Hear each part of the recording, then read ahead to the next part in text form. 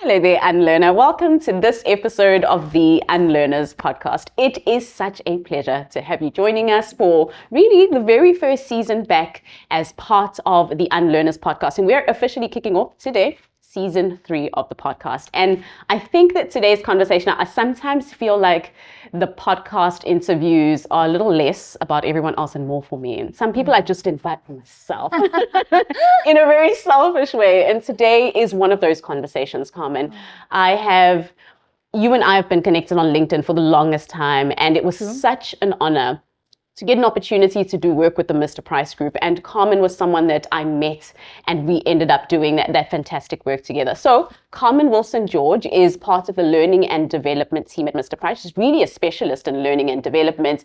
And now with the move really deeper into the talent and organizational development space. So we're going to have a discussion about how that career change came about, but also just some of the fantastic and phenomenal things that the Mr. Price Group is doing as part of that the entire space around leadership development. So that for me is really where I got to do some work with them, but where I'd like to deep dive into. Because I think there's a lot for us to learn, not just about Carmen's journey, but also the work that the group is doing and some of the moves that they're making that might inspire you and your organization to really start to rethink and unlearn some of what you're doing right now and step into the future of learning and development. The Unlearners.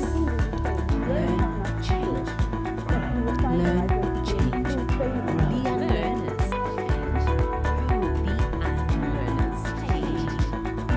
The Unlearners. The Unlearners. Learn, change, grow. Carmen, thank you so much for joining us. Thank you, Zaneri, the unlearning lady, for having me. It's a privilege to be here. Thank you so much. I really appreciate you taking the time, especially knowing how busy you are and where you are in your career at the moment. So let's go all the way back, completely rewind, because I want to understand first and foremostly how you got into the work that you do now. You've got now 20 years in, not to make you sound... My age, Zaneri. In the learning and development space, 20 years. Yes. Have you always known you were going to be within this part of organizational development, the talent space, leadership development, or was this something completely new for you?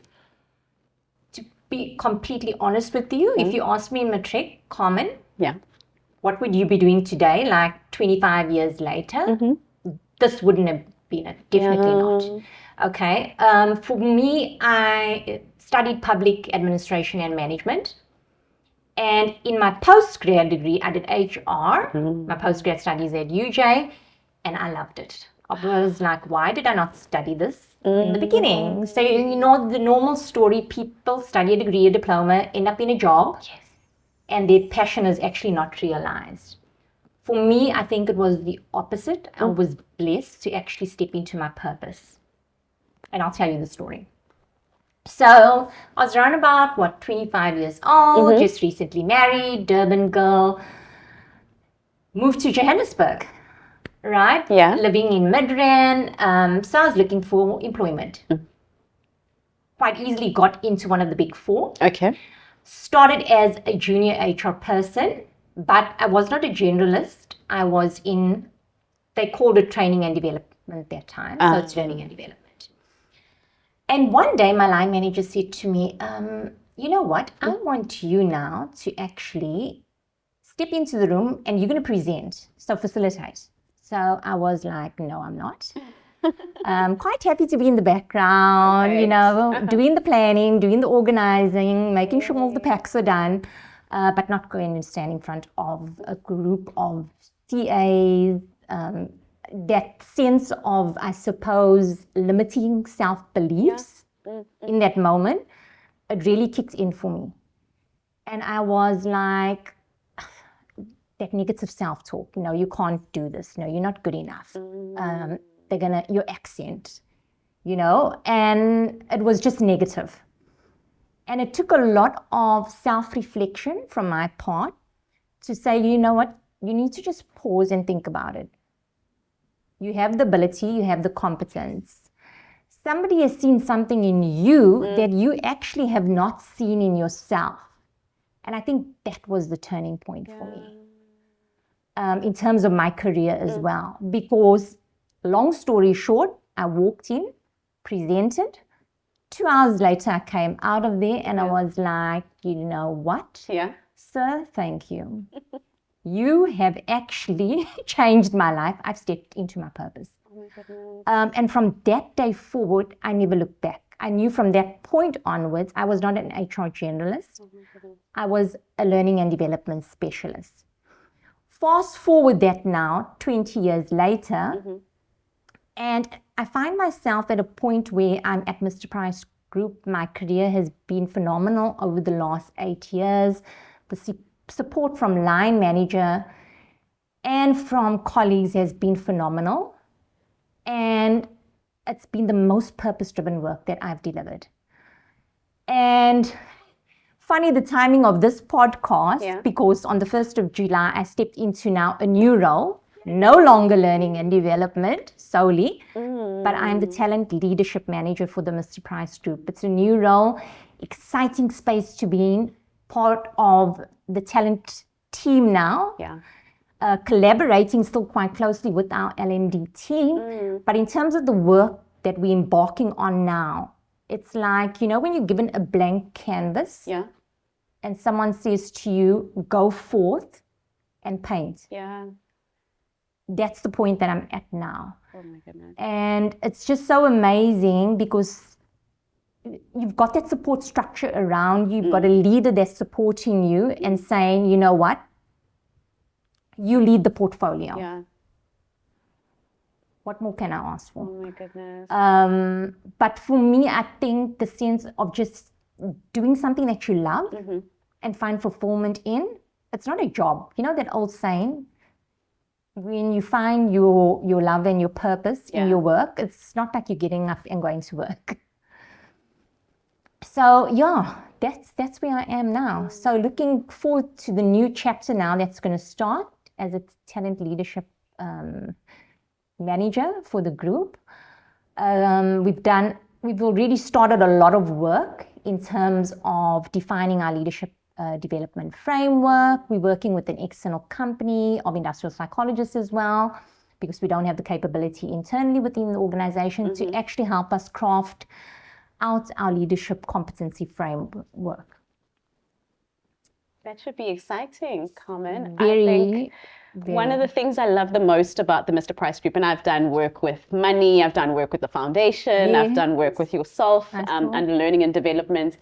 And one of my favorite things is just how the group really understands that the organizational structure and the way that the organization and the talent is organized influences our strategic goals. And I mean, there's so much that's happening already on the ground that speaks to the big strategic goals that the organization has, that the group has for the coming years. And I think for me, it is such a great unlearning to understand that the outpicturing of some of these great strategic goals comes from how we organize ourselves as a group internally, how our systems are organized, how our talent is organized, our leadership development programs. And one of the conversations we had that I'd like to now go into is the role that leadership plays and what you've seen has needed to be unlearned. I mean, oh my goodness, you've put in, and maybe just in the learning and development space, humor me here, Carmen, you've put in so many different programs, exercises, conversations, you've brought in so many consultants into the organization to support. And I'm sure that when you started off, there were a lot of misconceptions about what learning and development is and what it isn't and why it works and why it probably doesn't work. So talk to me about what unlearning has had to happen in the group. Yeah. Such a good question, Zanelli. Because I often think people that are not HR people necessarily and not in learning and development, there's a misconception if there is a gap or a need for a training program. You can just go and get an off-the-shelf program, send your associates or your employees on it, and there's the magic wand, the behavior changes or the knowledge increases. And that is not L&D. I mean, we work and we partner quite strategically with business as well in terms of understanding what their needs are and delivering programs that are just in time and aligned to strategy as Yeah. well. So we veer away from doing or delivering bespoke solutions because that's not cost effective. Yeah. We need L&D solutions that are going to be designed for individuals, for leaders, that whether you're sitting in a store, in operations, you're an area manager, whether you're a merchant manager, a buying manager, a finance manager, in support center, all of the programs are applicable across the board. Yeah. So it's not bespoke. I think the biggest shift around leadership development for us as well has come when we, like 8 years ago, started designing, and you spoke at our lead launch program. Yeah. So that program was actually born 8 years ago. Okay. And it's a purely transformational leadership development program. So most organizations, when they roll out a leadership program, you'll have a transformational piece that looks at the personal development part of it, but you'd also have a strategic or commercial acumen program to support that. We've started with the transformational piece, and we are getting to the strategy commercial acumen parts now. But the reason for starting at that piece is that self-leadership starts with understanding yourself. Yeah. If you can't understand yourself and lead yourself, how are you going to lead a team? So part of our sort of foundational, essential leadership program starts with leading self. Leading self, leading teams, leading performance. And lead, in retrospect, then mirrored those interventions. So if you had managers at a foundational level that were coming up, going onto that program, the Leadership Essentials program, you have those leaders getting the same knowledge, skill, capability built at a senior level. I don't know if that makes sense. Yeah, that does. So it sort of mirrors each other, but there's a strong focus on transformational leadership skills. I like that. And in the world of work today, it's become critical.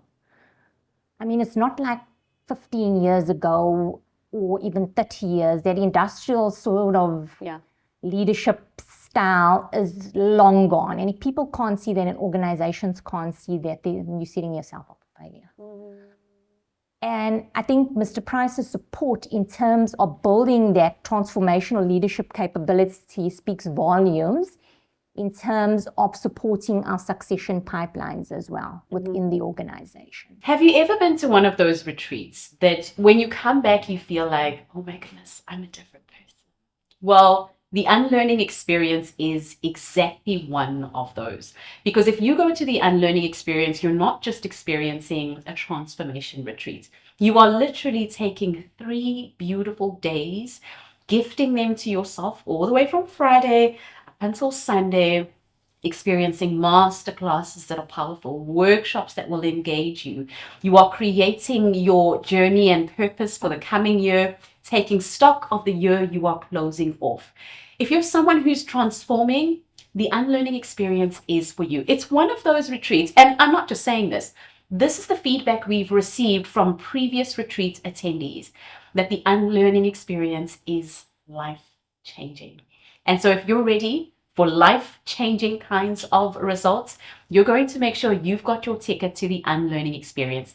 Wow. And so what have you found yourself in the role that you've played in this entire transformation you've needed to unlearn? How have you needed to change? Have there been things that have happened that have challenged you and you've gone, oh my goodness, I can't be this version of Carmen anymore, because this version of Carmen will probably sit in this box and interpret the team in this way and interpret leadership in this way, but I need to almost transform myself as a leader. Yeah. I think my unlearning didn't necessarily come at this point in my career, but it came 20 years ago. Tell us more. That very first time that I stepped into that room where I said, you know what, I can't do this. Yes. Yeah. Walking out and acknowledging and saying, thank you. That was the big unlearning for me. You know, don't set limits upon yourself. I think the strategy that I used at the time was, because I'm a thinker, so I like reflecting on, I don't just jump in and do something, I need to think. Okay, so when my line manager actually said to me, Yeah. I need you to go in there and present to this group of auditors, young grads. I was like, first impression, thought in my head, that negative self-thought, no, I can't do this. So it's identifying what are those self-limiting beliefs within ourselves. That's the first step, right? Then it's almost validating it. And you can validate it with people around you that know you. You know, is this true about myself? Okay. And I mean, most of my friends at that time were also young. They were in HR generalist roles. The one lady was in recruitment. She's a top HR executive now in one of the big banks. So they've all grown in their careers. But they were sounding boards for me as well. Yeah. To say, you know what? You can do this. Oh. We're here for you and you can do it. Yeah. So that's the second thing. And then I think the third thing for me is just reframing our thoughts. I like that. Yeah. Because quite often that negative self-talk, that negative voice, that internal voice within ourselves, that's our biggest hamper in terms of stepping into our own purpose and what's good for us, our future. And it sets us back. So just, reframe your thoughts and be kind to yourself in the process, I think. Because sometimes we are going to fail. But where we fail, we actually grow. There's no loss in it. Right? No. And I mean, being in the learning No. space, you and I could speak about this stuff all day. Oh, it's my happy place. Right? I feel like we should just get like a Yes. huge cup of coffee and just go all day no. talking about learning and development. We actually did as part of season 2, and I definitely encourage all of our listeners and viewers to go back to season 2. We did a 3 learning and development trends. It's one of our most popular leadership episodes, and we speak about key trends like personalized learning, micro learning, those types of things. As part of that conversation. And we saw such an interesting uptake, but also there was interesting debate after that conversation about how much of that stuff is relevant. So I love that you spoke about your journey, and not just the organization's journey, but also your personal journey of having to be an unlearner even as you lead during that entire process. So here's where I want to close off, Carmen. You mentioned that you were a head person, and oh my goodness, I'm going to confess right here openly to everyone that I'm the same. But as someone who has a link with neuro coaching within the work that we do. So some of the stuff that we look at are things like the tri-brain, which is the neuron clusters that are both in the brain, in your heart, but also in your gut. Okay. And how it's important to integrate those 3. So I want to close off really by understanding how you've made that shift. Because being a head person, I can definitely say that I go head first into everything. When it's time to make a decision, I will always go, okay, what do I think? What's the best thing to do? What is my head saying to me? But I now have surrounded myself in my team with individuals that are more heart first and some gut first. So when I go, okay, guys, let's just go, everybody run. My operations manager, who is heart first, will go, wait a minute, let's just, how do we feel? Just take a minute. You know, one of those people who just go, take a minute. And I'm not a take a minute type of person. So when she says that, I go, okay, I realize that maybe I haven't checked in. So talk to me now, as we close off, about how you have integrated those different parts of yourself to be a more holistic leader as you step now into, oh my goodness, such a big role with where the group is going. Yeah, so for me, I think, if I think about myself, I said I'm a head person, but I've done many assessments, right? I'm accredited for Insights and for the Enneagram 5 lens. And the funny thing is, on my last reports, I've shifted from head to heart first. Oh, really? In terms of my last report that I actually done, when I actually looked at head, heart, gut, they were quite imbalanced. And I thought to myself, okay, this is wonderful because I've actually done work subconsciously within myself. But my team around me as well are, so if I'm leading more even with heart now, the lady that I work quite closely with in my space, she leads definitely with high thinking logic. Is it? So when I'm coming from a heart, let's, support, but let's understand also how we're going to plan. So you've got that balance. And I think that's so critical. Yeah. But for me, again, the self-awareness. Like you can stop yourself in that moment to say, Exactly. not going into head now, need to balance it out and think more hard. Yeah. Because how is everyone else around us actually going to experience this? Because not everyone is the same. I think that's the critical part. Yeah. The self-awareness part, and then surrounding people that are around you, that's going to sort of balance it out for you as well. Oh, I love that. Yeah. That's such a great note to close off on. Carmen, that was phenomenal. I love the idea of the checking in. Yeah. And self-awareness is probably one of the biggest parts of the unlearning process that we teach. Is that's where you start, right? Because that's where you take stock. That's when you come back into understanding the self and also personal leadership, which is where we started off. 100%. And hence why you can see for Mr. Price why it's such an important driver in the leadership space as well. Because our leaders cannot lead themselves. How are they going to lead their team successfully to achieve the results and the growth that the organization has in their strategy? Precisely. To be the most valuable retailer in Africa. Yeah. That's not going to happen. But now we know that with the work that you're People doing. first. People first. Definitely, I'm working for an organization where it is people first. And I'm so proud to be part of the team. It's a homegrown brand. It's just a very exciting time for us. I know. And I say this every time, and I know I said this the other day when we were launching the LEAD program as part of this year, the cohort for the year. Yes. Every single time I am with any division of the Mr. Price Group, the energy across the organization is the same. And I just want, if anyone watching this, listening to this is either not aware or hasn't fallen in love with the Mr. Price Group or any of the brands within the Mr. Price Group, I would definitely say jump in and do what you can, support, stalk by all means, and just follow 100%. Carmen in her journey and track what she's doing and just your developments as well, Carmen, but also the strides that you're about to make in helping the group with this big ambition now that they're jumping into. Yes, no, 100%. Our people vision as well is guiding us. Yeah. That's the light that's guiding us, to be that strategic business partner to the divisions. Yeah. The maturity level of the people function has grown in leaps and bounds over the last few years as well. And there's so much more work that we need to actually do. But we can't do it alone, obviously. Exactly. It's having the right people around you to support you through the journey, aligning to the overall organizational strategy. Our people's strategy is aligned to that. One of my KPIs is to build leadership capability. Yeah. And that's just one line, but there's so much that sits under that and so much phenomenal work yet for us to do as well. So very excited for it.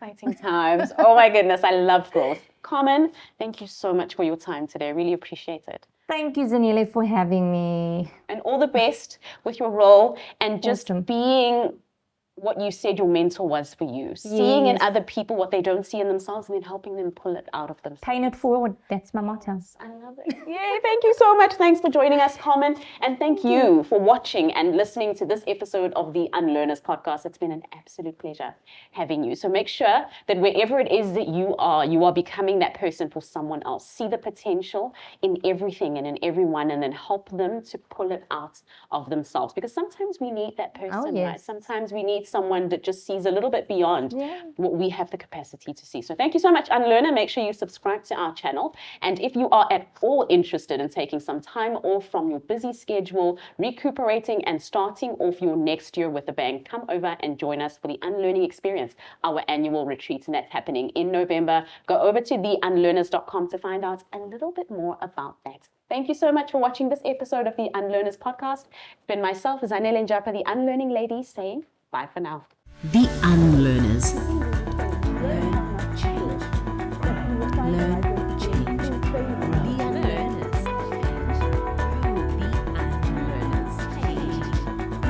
The Unlearners. The Unlearners.